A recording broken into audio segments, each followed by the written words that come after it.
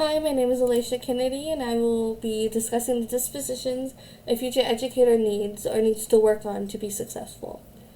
The dispositions I possess that I believe will make me successful as a future educator are compassion, fairness, dedication, and respect for the diversity of others. To be a successful educator, all of these dispositions will benefit me greatly as I strive to be the best version of myself. Compassion is essential for an educator because not every student is the same, so they all learn pretty differently. As well as no one knows what they could be dealing with outside of the classroom, so showing them even the smallest amount of compassion can make the most significant difference in their every day-to-day life. Showing fairness to all students makes them feel equal to everyone and not left out or unwanted. Showing fairness can look as simple as taking the time to understand student issues, especially their concerns. Dedication and respect for the diversity of others can be demonstrated by embracing what changes may come, adapting to those changes as they come, and appreciating all students, family, and staff from different backgrounds and cultures while seeking to empathize with them to maintain that level of mutual respect with everyone. As a first-year teacher, I would still be learning who I am and who I want to be as a teacher, even after graduating college. There's still so much that I will need to know and that I will need to work on.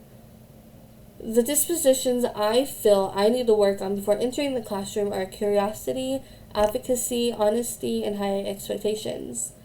With honesty, I will need to work on being more fluid, being more open, and just having much more honesty with my colleagues.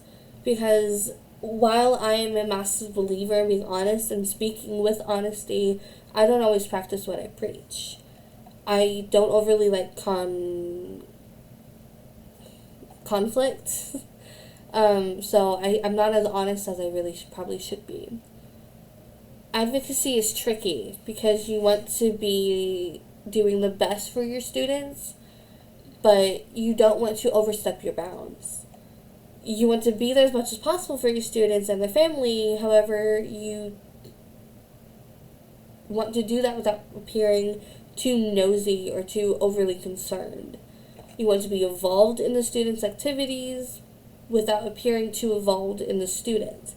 There's a balance with everything, so with advocacy, one must learn to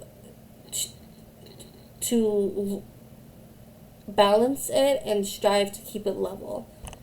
Alongside advocacy and honesty, there are curiosity and high expectations. With curiosity, I, as an educator, will need to work on creating an explorative environment for the classroom.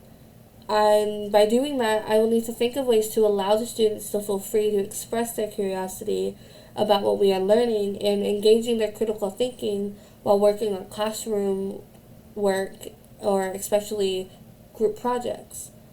High expectations in the classroom can be both positive and negative. Having them is great when they are both fair and equal. The students must know what to expect inside the classroom and their role in the classroom. Otherwise, they will try to take control of the situation, and you as the educator will lose all sense of leadership and respect. On the other hand, the teacher must stay accountable enough to have the ability to communicate with not only the students, but the parents as well. Having those high expectations coincides with having honesty. Without honesty, there would be a moot point of having high expectations. They're both on the same level. You can't have one without the other. A professional educator should display compassion, dedication, honesty, respect for the diversity of others, and last but not least, professional conduct. I feel these qualities are necessary for educators to become the best versions of themselves.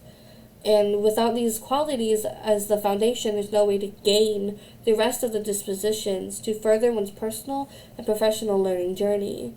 We are all learning, even after college. We are learning every day and at the most unexpected times throughout the day.